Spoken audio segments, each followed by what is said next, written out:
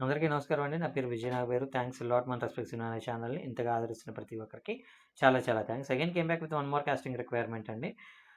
So ఇదొచ్చేసి whistle studios అంట casting call అంటున్నారు. We are looking talented and dedicated actors for an upcoming theatrical mainstream film అని అంటున్నారు. So వీళ్ళకి 18 నుండి 80 సంవత్సరాల లోపున్న మేల్ అండ్ ఫీమేల్ ఇద్దరు కావాలంట.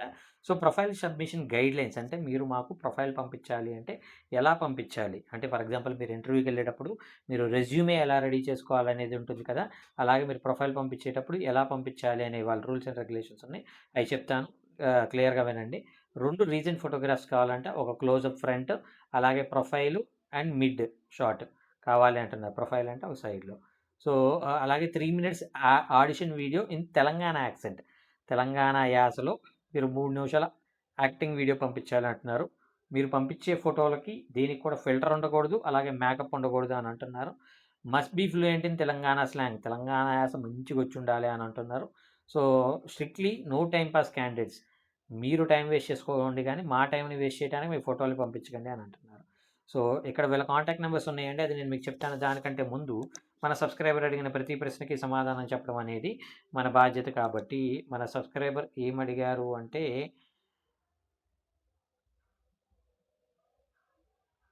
సార్ నేను మీ దగ్గర రైటింగ్ నేర్చుకోవాలనుకుంటున్నాను. దానికి సంబంధించిన ప్రాసెస్ ఏంటి అని అడగటం జరిగిందండి. ఇప్పుడు నా దగ్గర రైటింగ్ నేర్చుకోవాలి అంటే, హానెస్ట్‌గా చెప్పాలి అంటే ఆల్రెడీ నా దగ్గర కొంతమంది నేర్చుకుంటున్నారండి.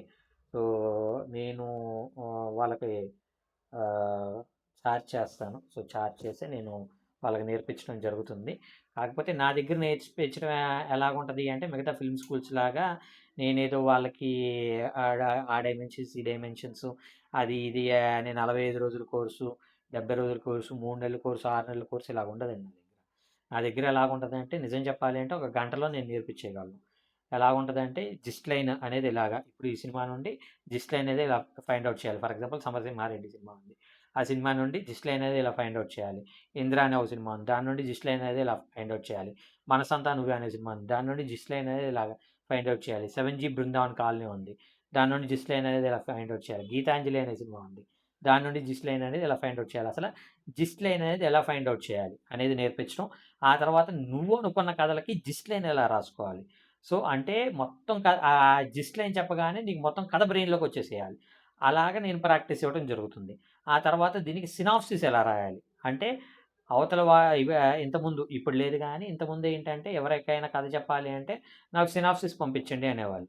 ఆ సినాప్సిస్‌లోని మీరు అవతల వాడిని అట్రాక్ట్ ఎలా చేయాలి, దాంట్లో ఏ ఏ పాయింట్స్ బయటికి చెప్పాలి, ఏ ఏ పాయింట్స్ హైడ్ చేయాలి, ఎక్కడ లాక్స్ చేయాలి, ఎక్కడ లాక్స్ చేయడం వల్ల ఈ సినాప్సిస్ అనేది అవతల వాడికి ఇంట్రెస్ట్ అనేది క్రియేట్ అవుతుంది. వాడు నిన్ను పిలిచి కథ వినటానికి ఫర్ ఎగ్జాంపుల్ నేను రీసెంట్‌గా చెప్పినట్లు 'బెల్లంకొండ సాయి శ్రీనివాస్' మెయిల్ ఐడీకి కానీ, లేదంటే ఆహ్, 'అల్లరి నరేష్' గారి మెయిల్ ఐడీకి గాని మీరు కథలు పంపించాలి అనుకున్నప్పుడు, ఎలాంటి కథలు మీరు పంపించాలి, ఎలాంటి కథలు పంపించినట్లయితే మీకు వాళ్ళు యాక్సెప్ట్ చేయడానికి పాసిబిలిటీస్ ఉంటాయి.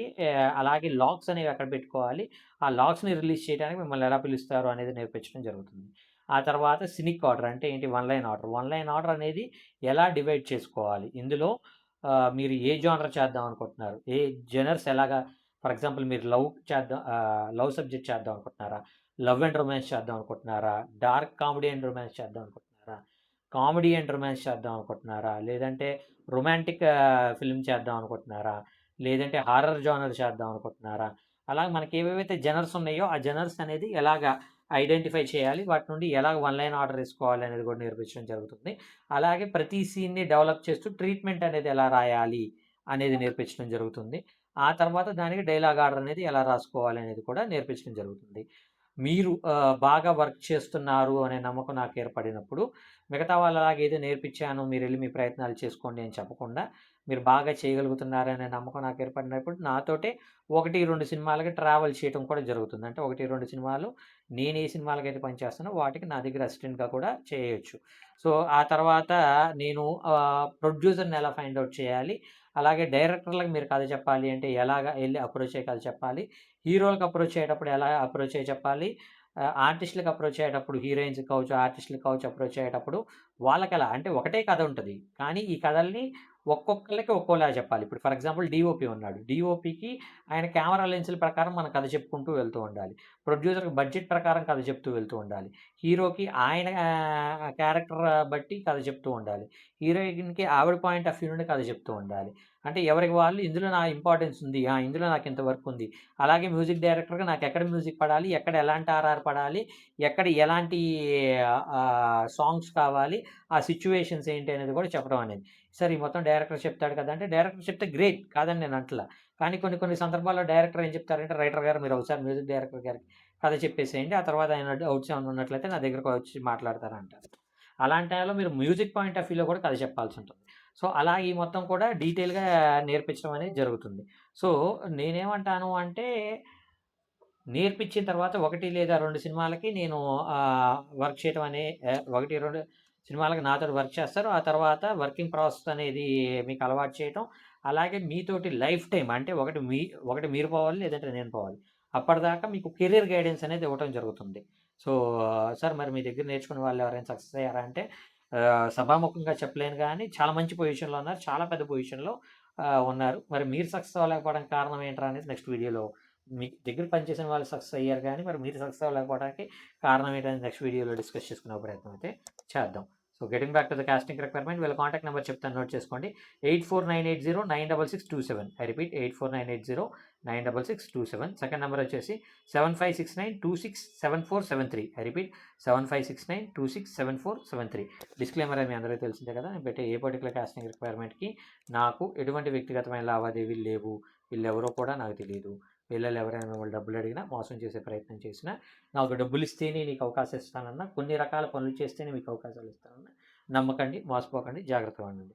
వీడియో నచ్చిందా? లైక్ చేయండి. వీలైనంత ఎక్కువ మందికి షేర్ చేయండి. ఎవరైతే సబ్స్క్రైబ్ చేసుకోకుండా చూస్తున్నారో ప్లీజ్ డూ సబ్స్క్రైబ్ అండ్ కమెంట్‌లోకెళ్ళి హైప్ కొట్టండి. Thank you and all the best.